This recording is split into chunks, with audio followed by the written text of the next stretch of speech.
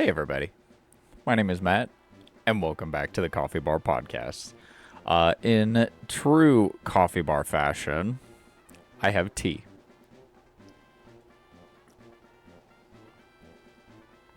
Which is delicious, by the way. I am recording this a little bit later at night. This seems to be a recurring thing. And just actually for making sure that I kind of line up the off-stream or off-screen gameplay, I ended up catching making sure to watch the last episode of the podcast and just making sure, okay, this is where I cut it off because this is actually part of a 2-hour-ish, no, it's closer to like 3 or 4 hours. The gameplay recording that I had. And, well, I'm sure I could figure out a way to talk for 4 hours. I don't know that you all would want to hear me talk for 4 hours about... I don't know. But the reason I bring that up also is I had said, hey, next week's topic is going to be a fun one. And... I happened to catch some news that was announced at GenCon over the past weekend, and it was something that I figured is worth talking about. And I don't love covering news, or love the idea of constantly covering news, but I do think this is some news that is worth covering, and it's going to be a little bit negative, but I want to try and have it not be just all negativity and try to come at it from a little bit of a constructive point of view. So I really what I'm hoping to do is not just be a Debbie Downer the entire podcast. But I still do believe that this is something worth covering.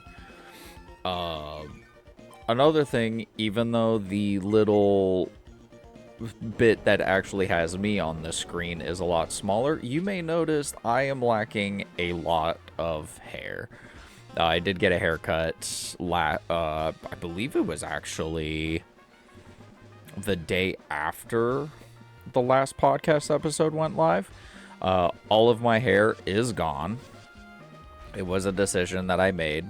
I was a little sad, and it is still weird to get used to. I'm gonna be 100% honest about that. It is still something that I'm trying to, get used to myself.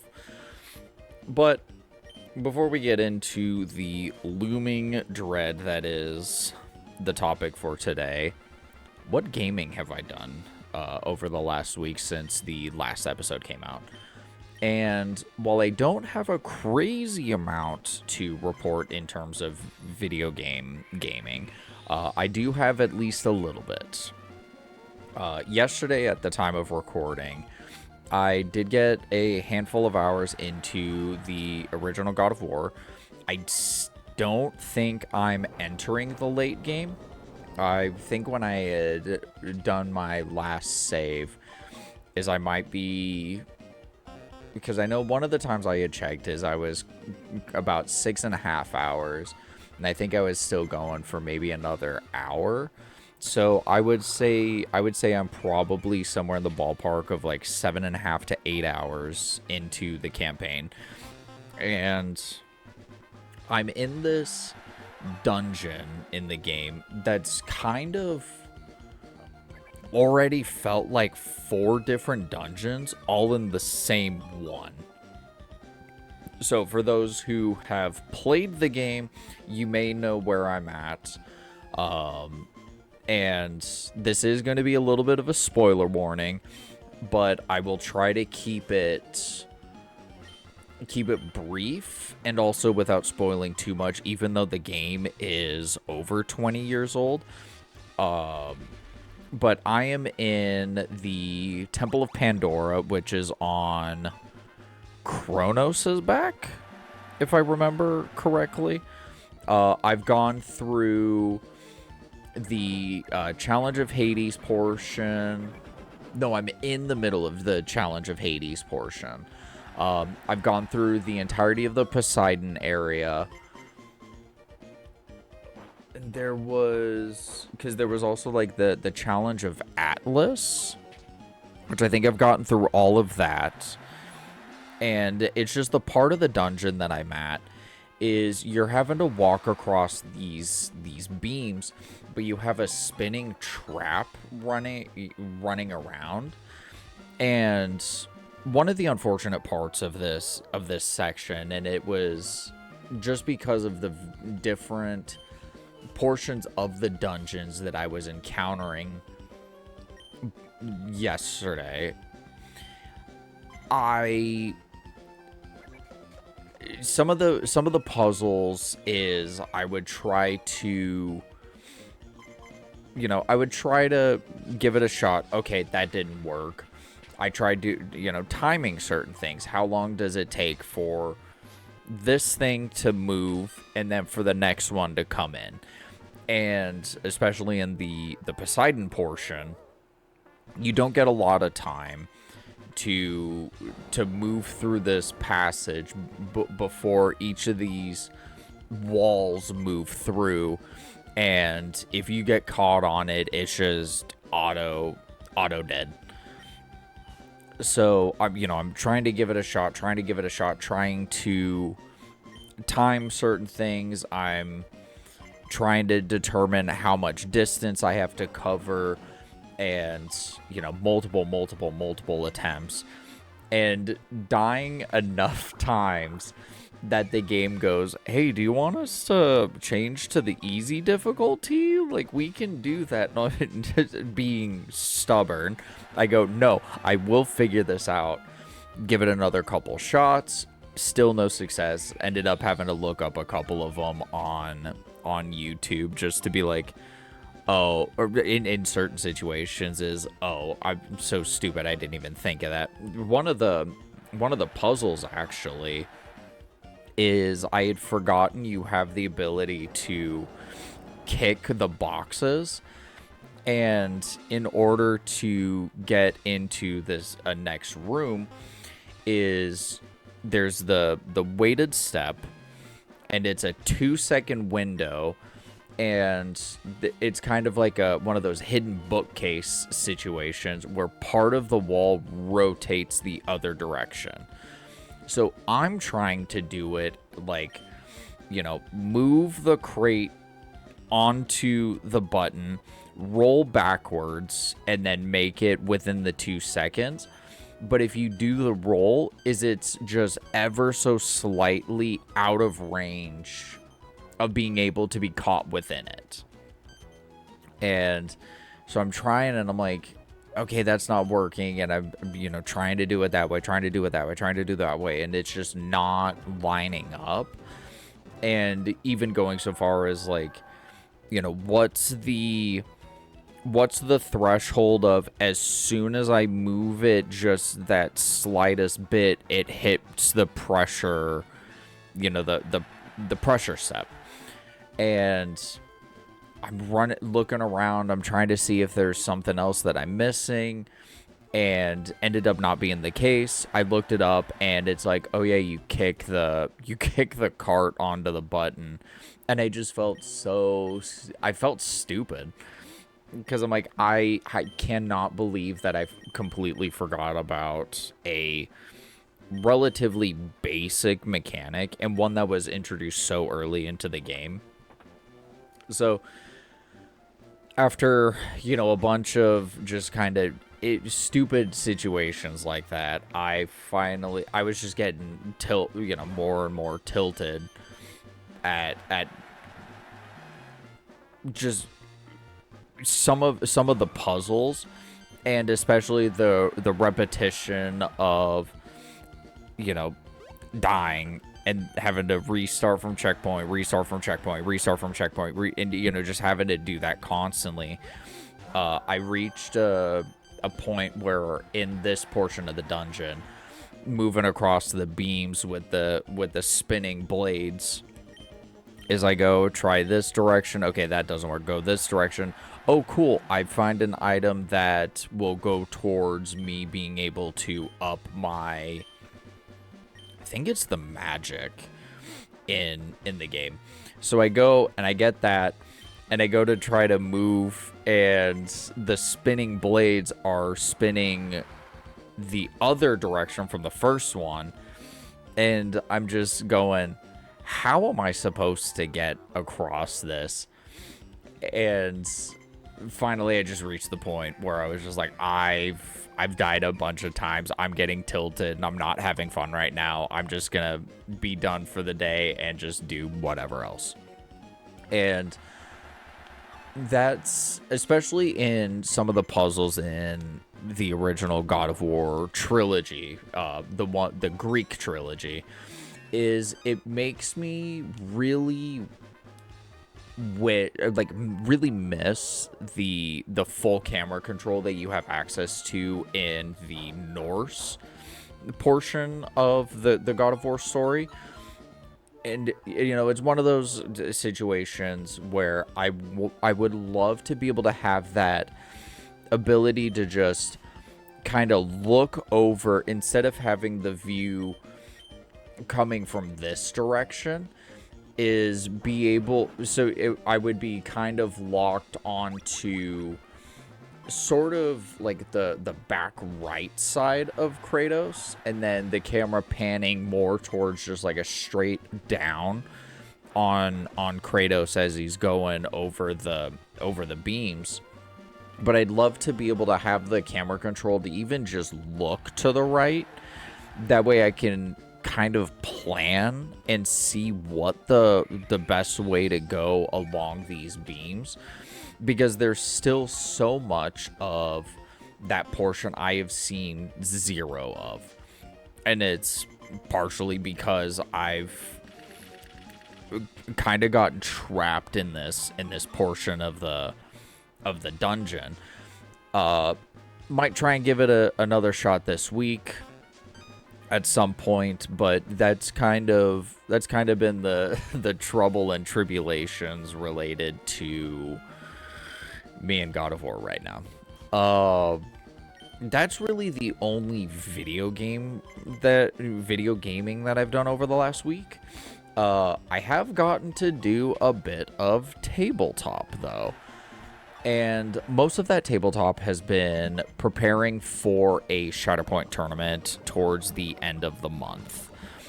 I don't recall if I brought it up in the last episode, but in the event I did, sweet. If I didn't, I'll still keep it brief for those that I have talked to about it, or in the event that I did bring it up.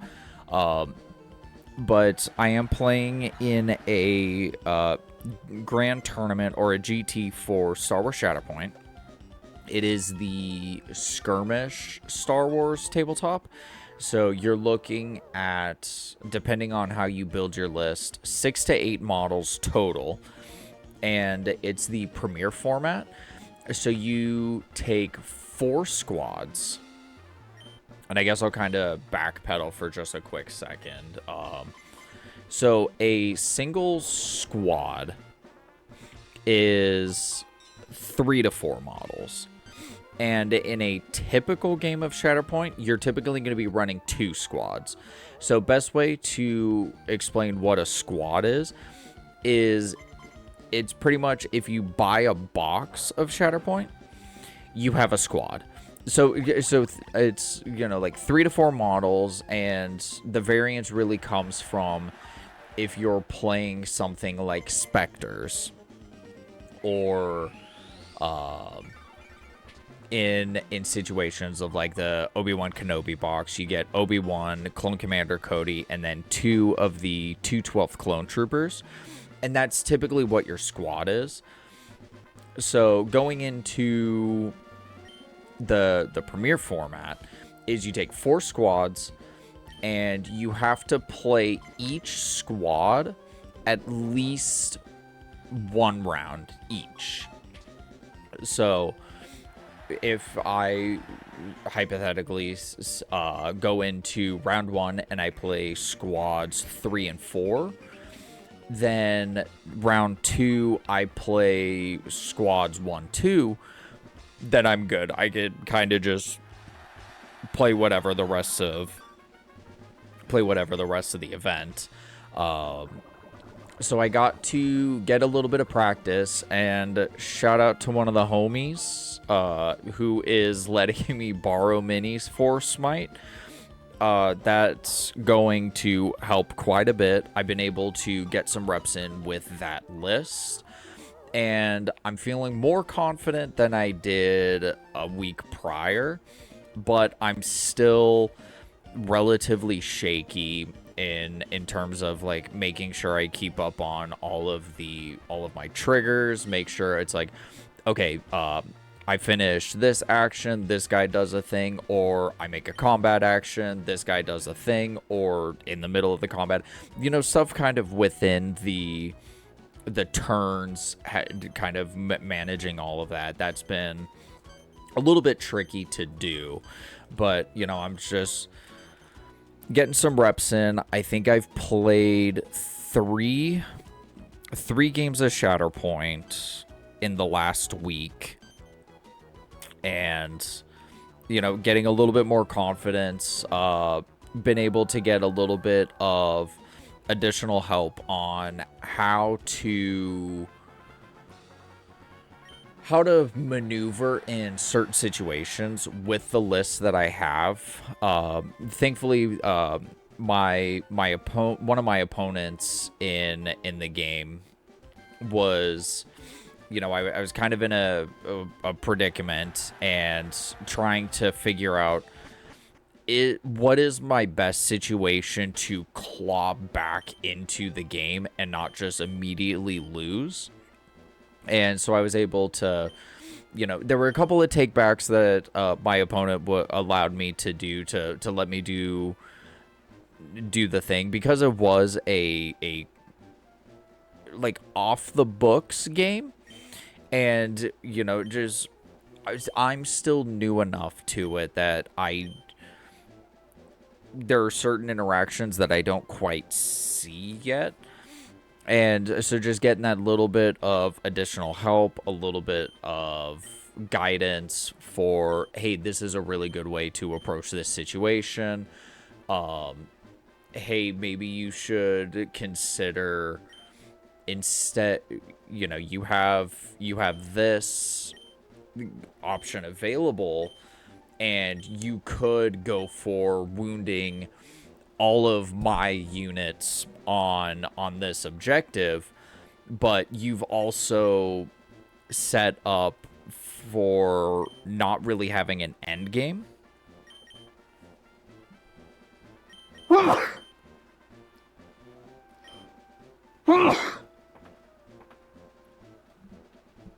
So just kind of something along the lines of,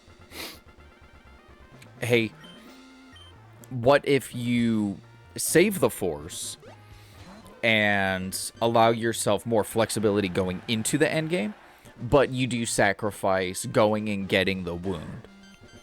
And I think by taking the wound in Struggle 2, which I think at that point it pretty much already guaranteed winning the struggle, it was one of those like win more situations. It was unnecessary and didn't really set me up for success going into Struggle 3, where my opponent ended up taking, I think my opponent ended up getting all of the active objectives and pretty much put me in a situation that I just couldn't really claw back. So it was just like getting some really good feedback and strategy things to think about and take with me going into Smite, because I'm not going to be getting I don't think my opponent's going to go, hey, but you probably should do that thing.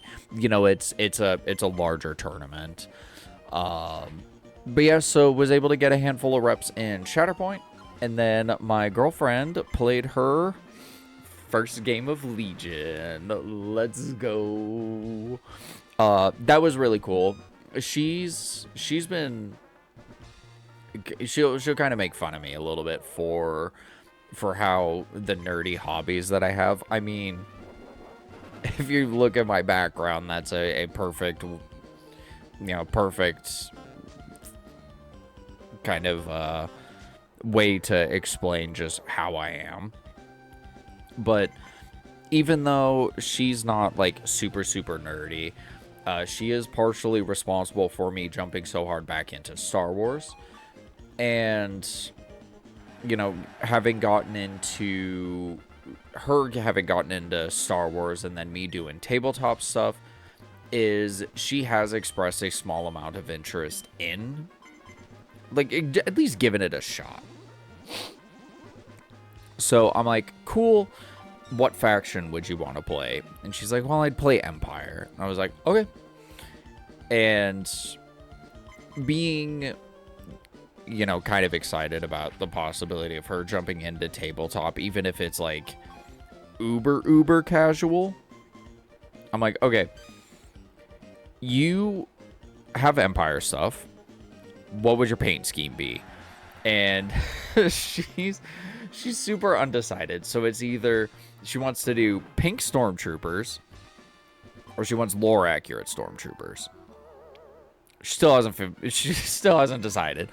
We still also have to figure out a basing scheme, but we also have to make sure that we figure out if she is like, hey, this is a hobby that I would like to play more frequently than once a year. But after derailing, we did get to play she got to play her first game of Legion, and it was super low point value, especially compared to like the smallest point value that Atomic Mass Games typically recommends. So the reason I say that is if you buy one of the starter sets, it's 600 points. Whereas I think the game we played was maybe like 250, 300 points, somewhere in that ballpark, but like super, low cost. It was very small amount of units. She's never played a TCG before, and this is her first time ever playing tabletop. So I don't want to overwhelm her. And she had her 2 squads of stormtroopers and Vader. I had 2 squads of clones and Obi. And she got I love that this is how it happened. So I move up my 2 guys, she moves up her stormtroopers. She ended up having priority most of the game, which is totally fine. But she got in range, stormtroopers shot, and it was just like, okay, pick off 1 clone trooper, miss everything over here, standard stormtrooper stuff. And then Vader just slowly marches up the board. Just this imminent threat just slowly moves around. Doesn't really do anything the first couple rounds, but I'm just sitting there going, this is gonna be rough. So finally, Vader gets to a position, and he moves, gets into melee with the squad, and she rolls her attack, wipes the entire squad. And I just went, oh boy, here we go. And during the command phase, you play your command card, it issues orders, and then you get some sort of like additional effect that comes with it. Well, she did this really good job of just throw a command card, no idea what it says, somehow gassed up Vader even more than he's already gassed up, and she used the card where it's free action just grab a squad, move them closer, and force choke them. So I read the card, and I go, da, da, da, da, da. Oh no, that's not good. And so she moves closer to get in range of activating the effect, pulls them in, and just deletes 3 of the 4 guys, and then still has an action, attacks, kills the last guy, just single Vader activation, wipe the entire squad who had 0 wounds on them, and then had enough to be gone. Got to kind of sneak Obi around, and I had partially set it up so that way we could get into like a Jedi v Sith matchup in the end game. So I just kind of dropped Obi-Wan into a Stormtrooper squad, wiped them out, fought the one last Stormtrooper, run back over to Vader. I maybe got lucky, and I don't even know if I put any wounds on Vader. Vader swings into Obi. My man nearly got 2 shot. First swing, two wounds.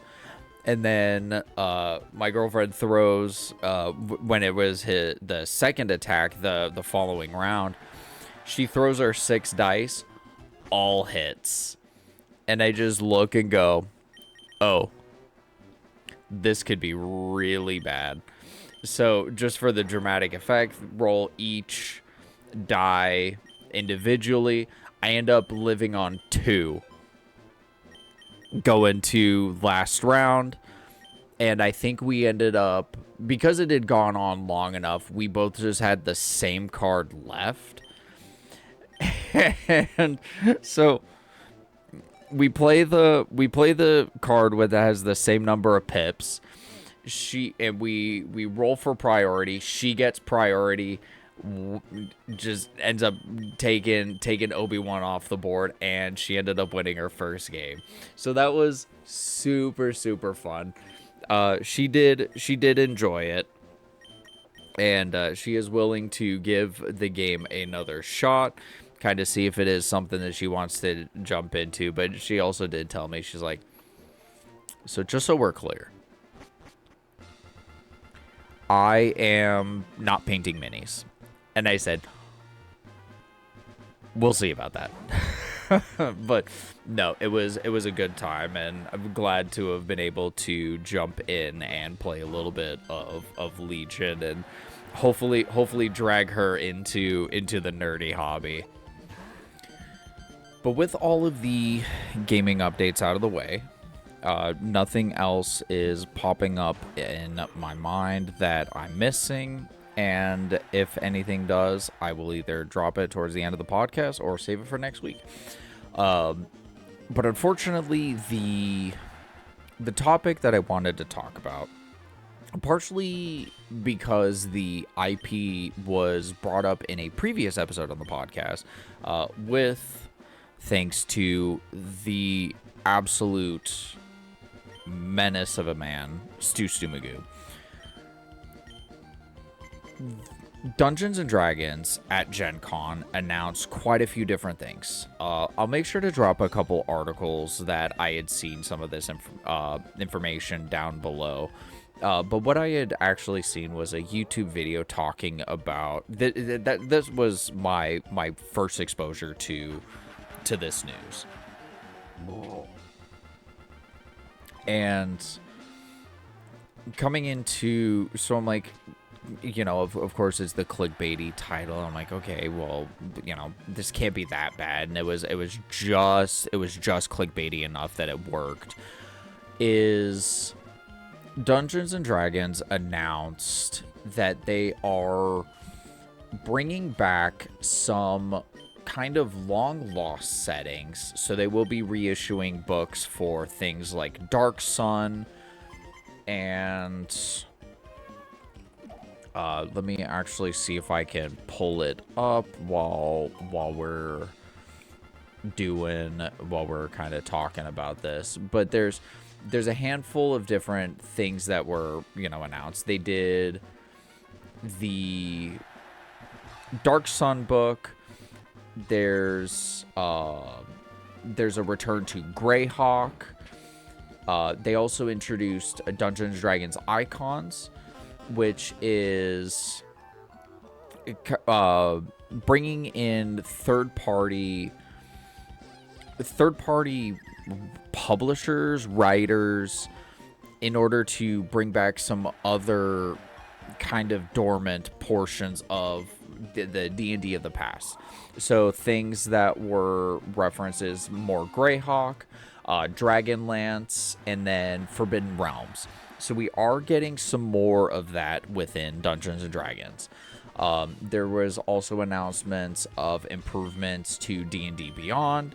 There's a D&D video game that they've been working on that there was a little bit more announcements of, or I guess news that was being covered. So it was like a little bit more of an introduction to the main character, who is a warlock, who the warlock has sworn their...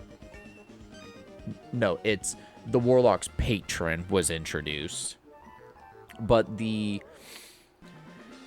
thing that brought a lot of concern and is really the basis for this episode is they announced D&D Universes Beyond.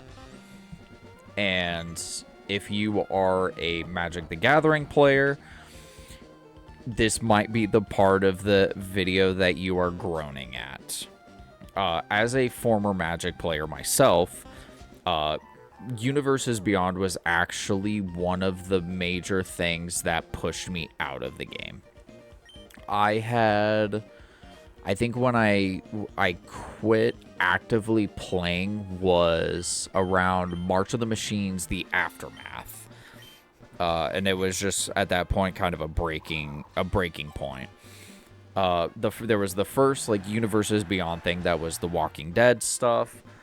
And then they had done the Warhammer decks. I think by that time they had announced Doctor Who, but it had not released yet. And there were just the Universes Beyond was starting to really be the big thing that was getting pushed, but it had not gotten to hey, this is what's going to be taking up most of our release schedule moving forward. And I was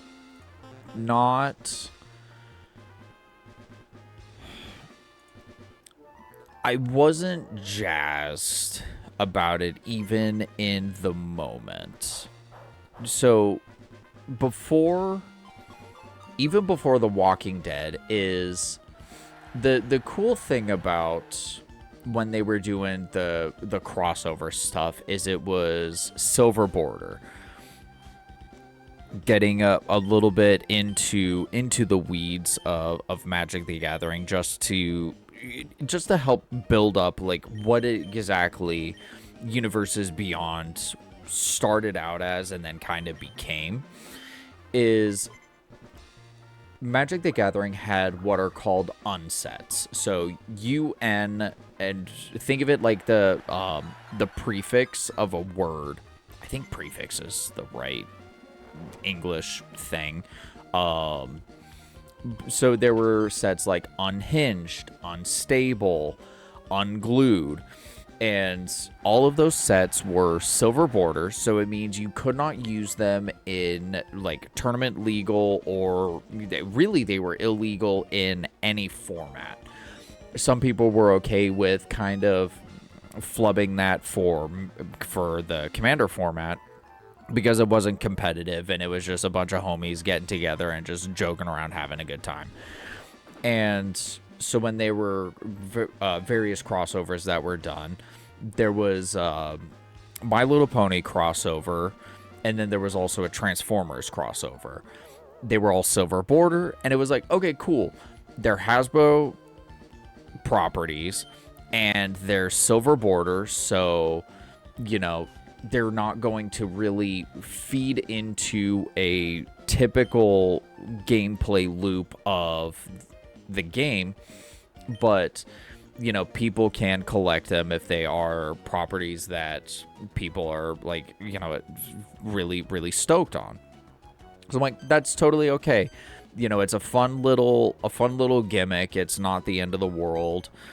And that it was left at that for a long time. Fast forward to The Walking Dead when it was a secret layer. That was the print-to-demand pre-order service that Wizards of the Coast did. And where the outcry started immediately, myself being included in that, in voicing my dissatisfaction, mostly in my community, but never really on the internet, because I was kind of covering Magic stuff at the time on the internet. I have a couple of the videos sitting on my PC from when I did try to do YouTube before. Don't know if those will ever resurface. If you followed me back then, sorry.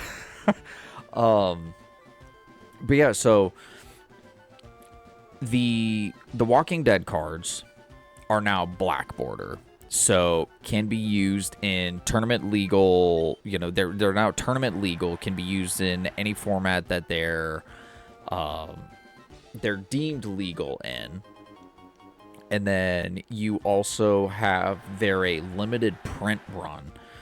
So getting your hands on copies of these cards is really, really difficult. You can't just go to your local game store, buy a booster box, and be able to get the cards there. Like, you have to do this pre-order, and that's the only way to get them. And there were a lot of people that were unhappy with it.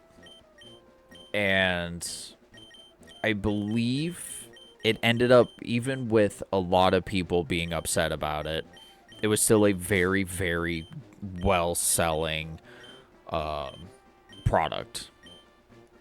So fast forward,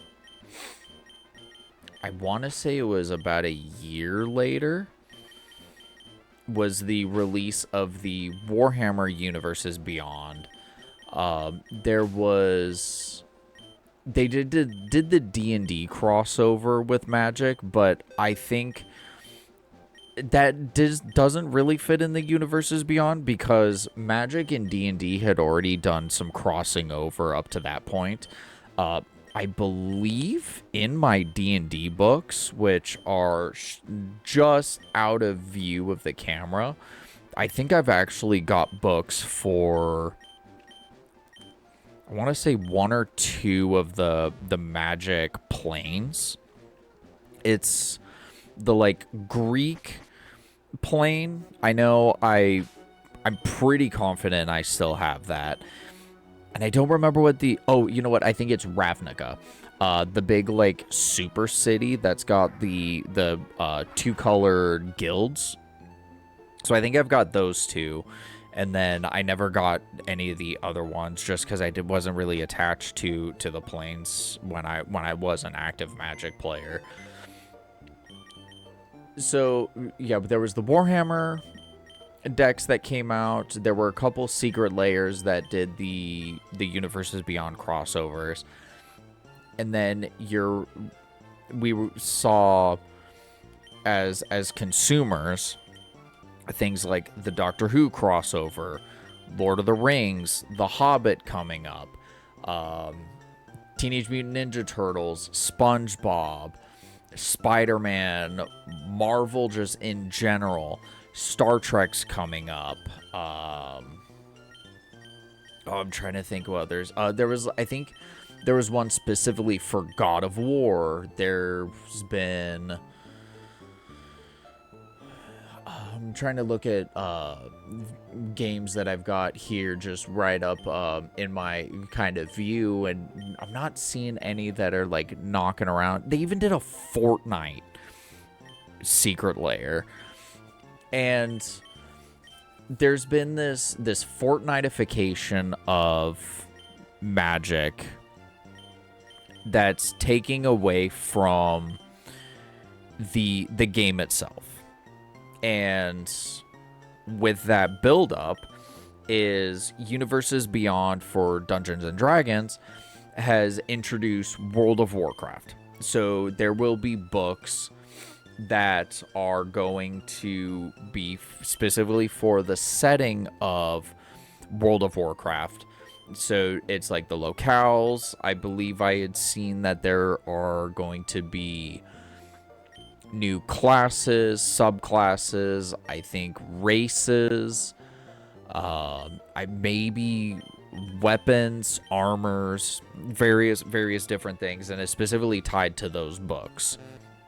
The other one that was announced that is going to be coming at some point over the next year is a D&D Star Wars. And the door has been opened for a potential, not even a potential, but the door has been opened to a very, very slippery slope of Wizards of the Coast and Hasbro allowing for D&D to no longer be D&D as we've known it to this point. Magic the Gathering doing the crossovers into D&D was fine, and it was really because if there was a Magic the Gathering book, you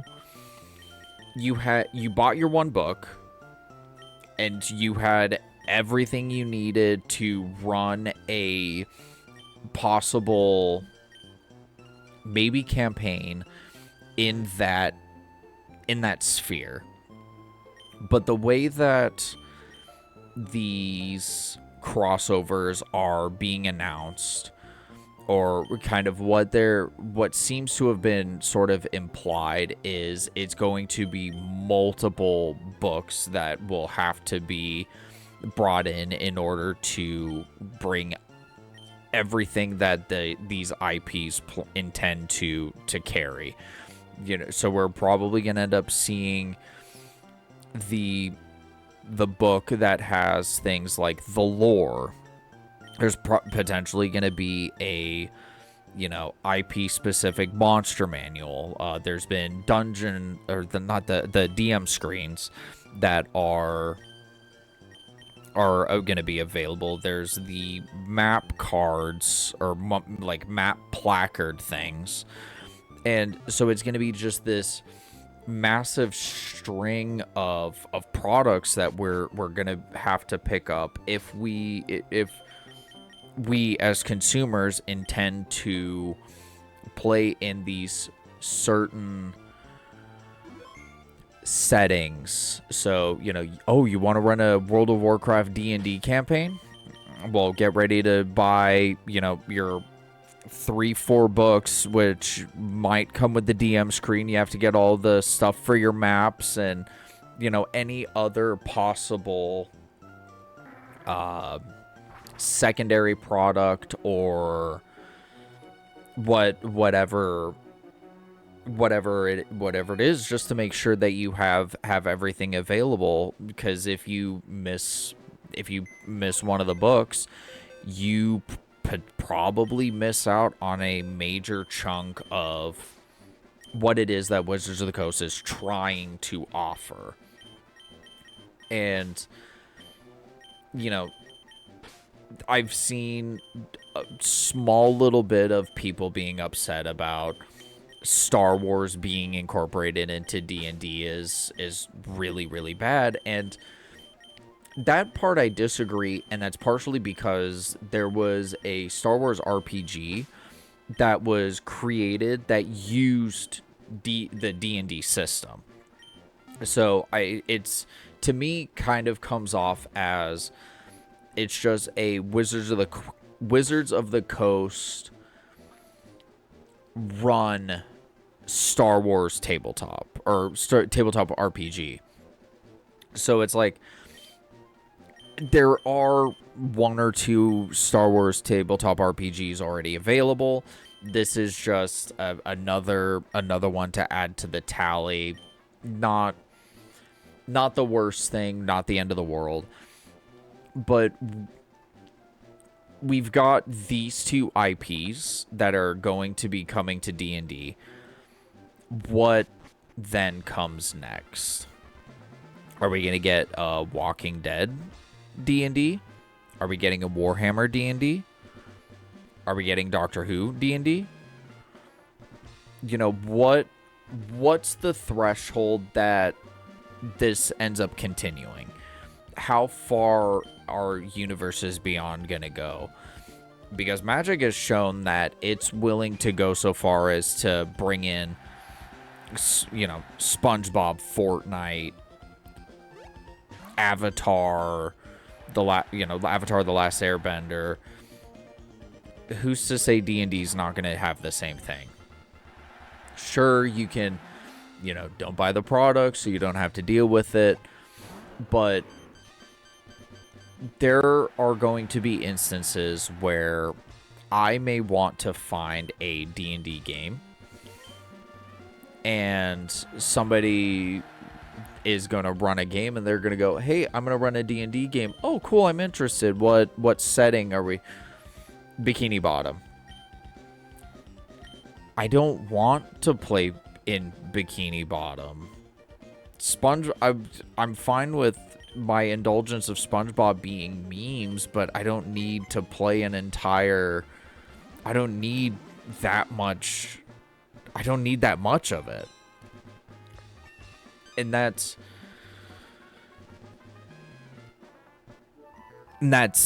kind of scary. Like, what... Here's the other thing with crossovers, and Magic did this really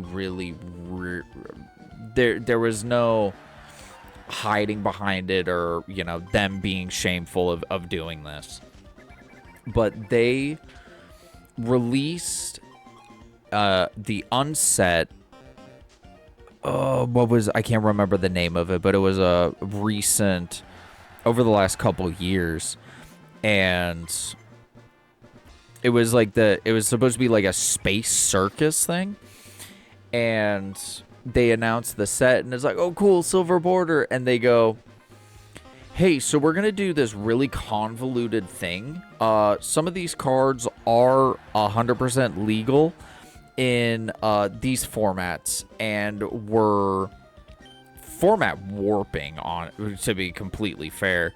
And then their convoluted way of figuring out if something is legal for tournament play and not legal for tournament play is this little sticker at the bottom of the card that I think 98% of people, whenever they have opened up Magic packs, have looked at their cards and looked at that sticker for any period of time outside of, wow, there's a shiny little dot towards the bottom of my card.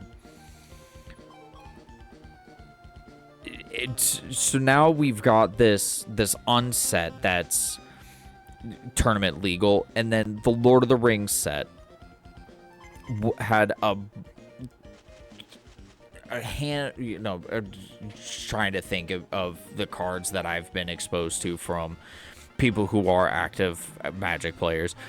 Handful of cards out of the Lord of the Rings set were power crept so much that those became mandatory runs in decks for like the modern format, legacy format, vintage, or whatever the format's name is. Then, so you know, now Magic the Gathering is running into this situation of, oh, you want to keep up with the competitive stuff? You have to buy the out-of-universe product, because that's going to have the really strong card. They don't have an in-universe version of it. They don't have an in-universe version of the One Ring, so you could play an all-Magic deck. You have to play these cards that are Lord of the Rings, Doctor Who, God of War, SpongeBob, Spider-Man, Teenage Mutant Ninja Turtles. And the identity of Magic the Gathering, sure, you could say is still intact because of the core gameplay. You draw your card for a turn. You can play up to one land per turn. You tap your mana, you add your mana, you cast your spells, you swing combat, and winner is the person, you lose the game if your life total hits 0. Like the gameplay loop is the same, but part of what kind of got people excited about Magic the Gathering is the art, and when the art being portrayed on Magic cards is now no longer art for things for Magic the Gathering and is now the IP of Joe Schmo over here, what Magic the Gathering looks like now is no longer what Magic the Gathering was before, or what it spent 30 years to that point, or near 30 years to that point, had been building up. They built up their own universe, they built up their own characters, they had their own lore, and all of this stuff to all just get thrown in the garbage can for easy profit and SpongeBob, I guess.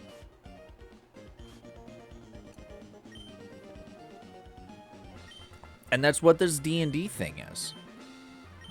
We're opening up the possibility that in one of these crossovers, there is going to be a book or some sort of tool, resource, whatever, that is going to be slotted in with one of these crossovers, and it is going to become a mandatory necessity in order to run D&D moving forward. There has been buzz about a potential new D&D edition coming. I don't know that there's any, a lot of truth to that, or if there's been any additional buzz. But we are running into the real possibility that one of these D&D crossovers, or multiples, are going to have things that you have to have in order to run D&D, or it's going to completely shake the foundation of the game. And part of what's cool about D&D is you're able to just go around in this, fantasy world. Yes, you have the flexibility to, like, hey, I'm going to, use this system for like a cyberpunk world, or your high fantasy, or like a Mad Max Fallout post-apocalyptic wasteland, or there you could kind of, you have the choice yourself as a DM or players to be able to play in whatever setting you wanted using the rules that were outlined. And sure, these crossovers now give the option for players and DMs to not really have to think about preparing for the campaign. They just kind of, oh, hey, you want to do the Fallout campaign? Boom, here's the book, and it's got all the 5e rules. Like, that's helpful, but it kind of takes away the agency and the creativity of the players and the DM to create a fun, engaging world themselves. And even though I am a Star Wars nerd, I mean, I'm painting minis, I'm watching the movies, I'm watching through the shows, I'm very slowly picking up small bits of Star Wars literature. I don't know that I'm going to pick up the D&D Star Wars books, and that is because Wizards of the Coast and Hasbro have no problems using AI. And I'm not okay with supporting a company that is willing to use a resource and not, not pay talented artists and creative individuals just so that way they can just churn a profit. Chris Cocks is the CEO's name, and I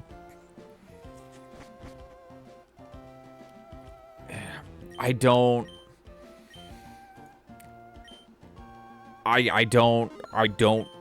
feel okay with supporting a company that is openly going to approve of the use of AI.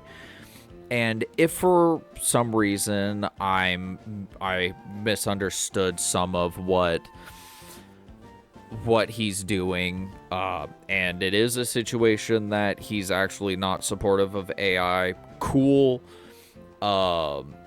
But from a lot of things that I've seen, to my recollection, is he does use it.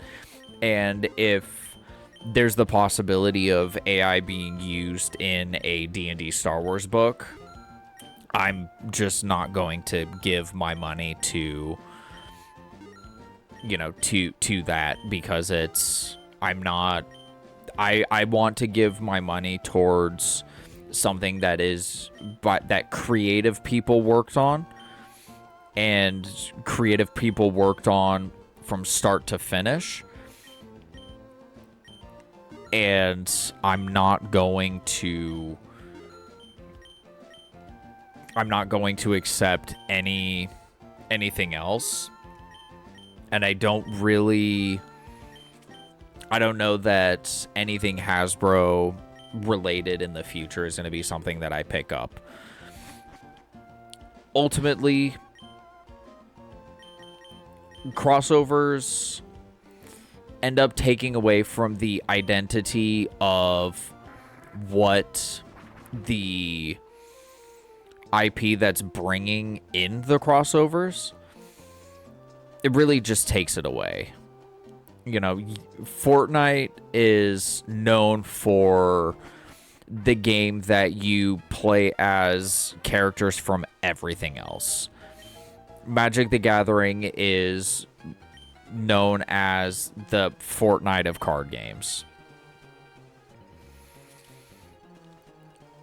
Where's the pride in that? I would hate to be somebody who works on one of these games before these crossovers happened, where you actually are like, we made a really cool product that people engage with, enjoy jumping into, and then suddenly it's just like, hey, what do you do? Oh, I work for, these crossovers start happening. You didn't start the job to work on that IP. You started to work on this IP. Like, where's the pride in that?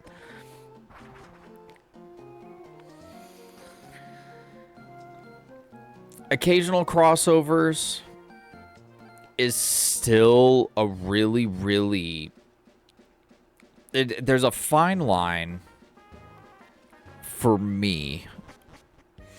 There's a fine line for when a crossover is good and a crossover is not good.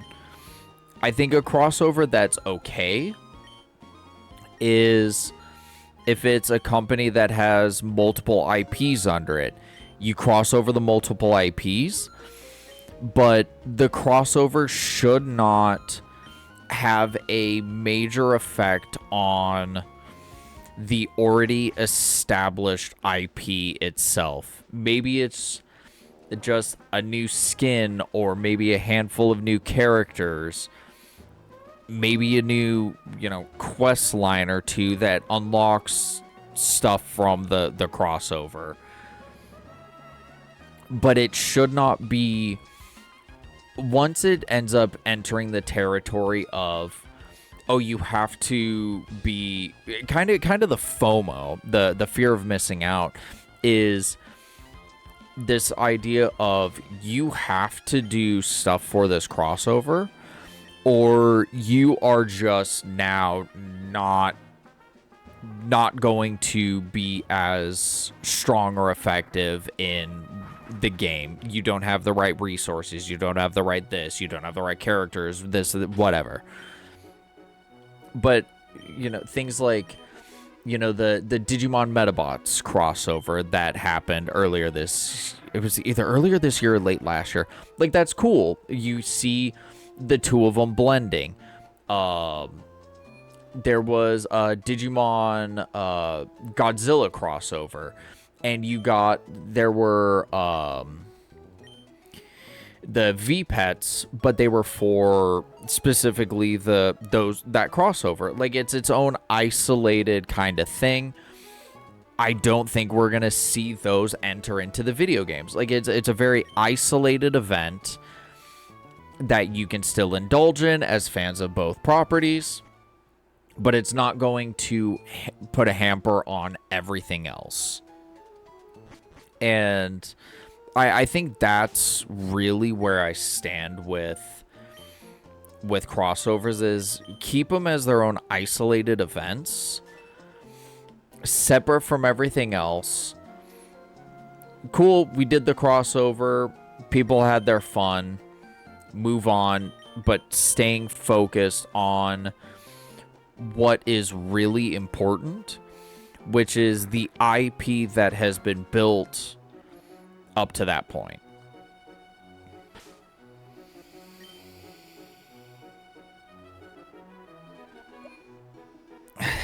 That's all I got. I'm upset about the situation, but I think just letting it go now is probably best. Maybe I'll talk more about it in a future episode. I think I've got most of my thoughts out. A lot of this was relatively impromptu. I have no notes. I typically don't ever have notes here on the podcast, so we're kind of just running with it. I was also pulling up some articles just to try and, find a couple of different things. But stuff that I'm planning in the future. This week is going to be the last Legend of Zelda VOD from streams. That'll be coming up this week. And then hopefully next week have some Legend of Zelda gameplay to upload. I just need to actually sit down and play. The other thing I need to do is I need to work on the death tally. That's going to be preposterous to look at. But once I get through all of the VODs, watch them back through, get the death tally, and we can all laugh at how bad I am at the game. I have worked on the map. I don't think I've shown the map. And I'm actually relatively impressed with how much detail I put into the map. Let me see how well it comes through on the camera. So, just because of the size of the tiles, I wasn't able to get crazy detail, but I don't know. But here, I'll get it a little bit closer to the camera. But yeah, so you can see, like, you know, I've tried to put as well as possible where the different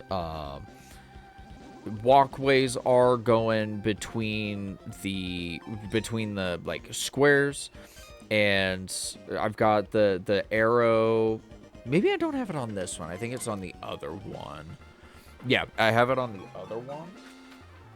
Just so that way I can help to find... Yeah, so like... Right there is... I've got the start area with the little arrow. That way I can just like keep myself organized, and especially since this is multiple sheets that I'm having to use to make the map, is make sure it's like, okay, cool, this is for this portion, this is where it kind of bleeds over, and just helps keep me organized. I think I should be able to fill out everywhere that I have explored thus far in the game. I should be able to finish up on the map. And what I'm also hoping to do is maybe the first gameplay video is going to be me just doing like kind of a dummy run, and basically just do a quick little run around a couple areas and just like try and kind of get good, but it be separate from the actual playthrough that I'm already working on.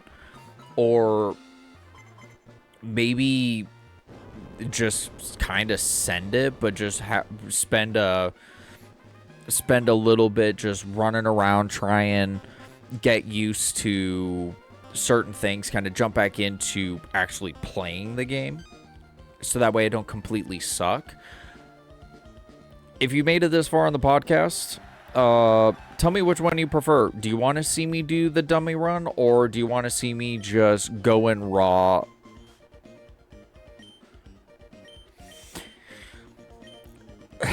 let me try that again. Hold on. I'm sure glad that that's not on stream, because that would have been clipped very out of context, and somebody's probably still gonna somehow make a clip of that very out of context. Let me try that again. Down in the comments, if you have made it this far in the podcast, would you rather see the dummy run, like in the gameplay VOD, me actually do the dummy run off screen, and then upload the video of continuing the actual playthrough, or just send it with the playthrough that we're currently working on, that my death tally is really high in game. Drop that down in the comments.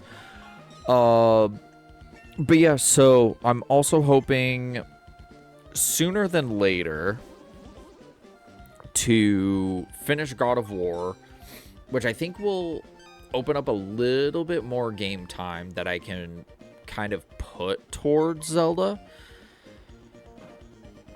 So that'll be good.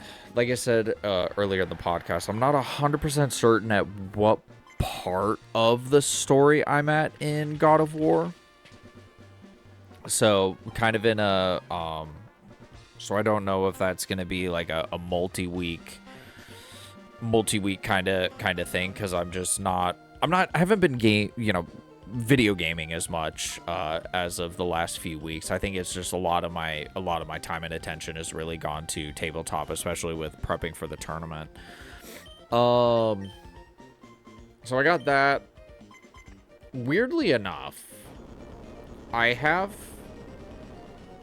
there is a small part of me that has been getting a little bit of an itch to play Pokemon again.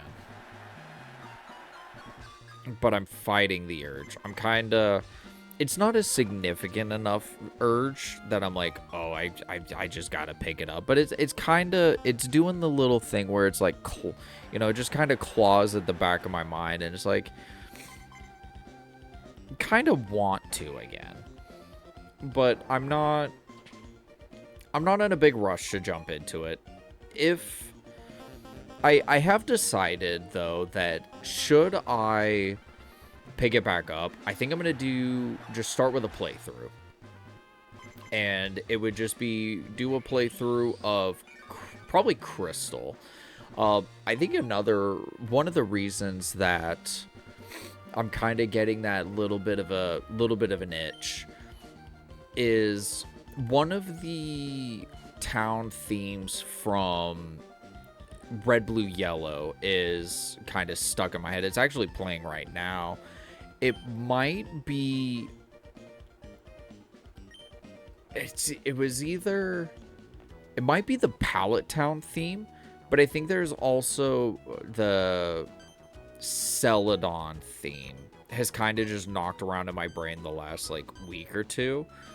And I'm like, oh, maybe it'd be kind of cool to play through the Gen 1 games. And then I remembered it's Kanto, and I hate playing Kanto. So,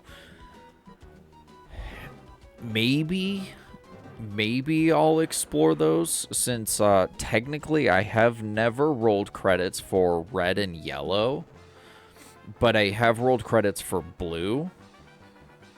But I think I would probably much rather run through Crystal and, like, do a playthrough, kind of just not anything crazy in terms of stakes, and then maybe jump back into shiny hunting a little bit. But I do still also have all the stuff for the Emerald project, so maybe it ends up being like, do a playthrough of Crystal, and then do a Gale of Darkness playthrough, and then maybe jump back into the Emerald project, because, like, Gale of Darkness would be tied to the Emerald project. I don't know. It's not a major priority at this like immediate second. It might even be a situation where I maybe in a month I'm like, dude, I really want to sit down and play through Crystal again. Or maybe in a month I go, yeah, it was just kind of a phase that came and went. So still trying to get through a bunch more stuff. And there's also a part of me that kind of is just ride out this kind of vibe that I'm rocking right now, with just kind of not really touching the franchise until I have to, for if Nintendo or like Game Freak or Nintendo or Pokemon Company, whoever operates the Pokemon Bank servers, when they go, hey, guess what, we're shutting them down in however long, and then it's like, oh, I have to do it now. But if I wait that long, then it's going to basically be every waking moment that I'm not working is just grind for the Ribbon Masters. And I think that might end up being the thing that goes, hey, guess what, you're knocking down the list of Ribbon Masters that you were doing, and sorry, but sucks to suck. Like, I think that's kind of what I would have to end up doing. But I'm playing God of War. I'm playing tabletop. I'm playing Zelda. Finally. I've got, however many of the Zelda games physical copy that I'm gonna end up actually playing finally. I played through Crystal however many times. It's not a priority right now. And I'm okay with saying that. Just kind of how I stand on it. But the itch has been there a little bit. And if it ends up being a situation that Pokemon content ends up coming back on the channel, I'll either drop it in the Discord or I'll bring it up here in the podcast. If you are not already in the Discord, link will be down below, along with articles related to the topic that we went over today in the podcast. I don't really have anything else. So the VOD or the recording that's going to be sitting under the podcast might cut at a weird spot. I was hoping to have maybe gone a little bit longer, but you know, I think it's if I go on for too much longer, it'll start getting rambly, and I don't think I prepared enough for the topic that we went on today, but I'm never really that prepared. I keep saying that I'm going to be prepared. I never am. I'm too busy doing other things. You want to know why? Because I have ADHD, and ADHD is super sick. But we're doing our best. Thank you all for sticking around for the podcast. I am not sure what the topic will be for next week, but I am truly hoping that it is going to be a lot happier, a lot less of me complaining, which I feel like I do a lot, and I don't really want to feed into all the negativity out there on the internet and just be doom and gloom all the time. But I think I said this at the top of the podcast. I feel like this is a conversation that needs to be had. And I think it is something that people should really take time to consider and look at the various avenues or aspects before making the decision to support, support these crossovers. Yeah, as kids, we did the thing where it was like, hey, I like Transformers. Hey, I like Power Rangers. What if the two of them were in the same universe? Like, we got to do that as kids, but we didn't really have, there were no rules to us playing with our toys at the time. And now, I think as we're older, is there are things to consider outside of just, oh yeah, because it's cool. And especially when it comes with the integrity of the IP.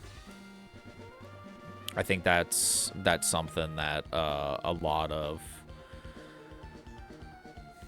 these companies doing the crossovers don't really take into consideration. And I think it's, as consumers, it's something that we really should be taking into consideration a lot more before we just kind of mindlessly give our money to them. But not to be preachy, or however it might be perceived to y'all. Ultimately, that's really what it is. Next week, hopefully a little bit more upbeat. Heck, I might be even more stressed because it'll be the coming days of the Smite, the Smite Club Open. But we'll see how it goes. But again, thank you for swinging through the podcast. Hopefully you did enjoy the question of the day, if you caught it. If not, do you want me to record a dummy run where you watch me attempt to get good? Do you want me to get good and just continue the playthrough once I actually kind of get good? Or watch me real-time get good in the playthrough that we're running? thoughts on that, drop it in the comments below. I'm going to get out of here. I'm hungry, and it's late. I should probably be going to bed soon. Take care of yourself. Be good to one another. Stay safe. We'll see you soon. Bye, y'all.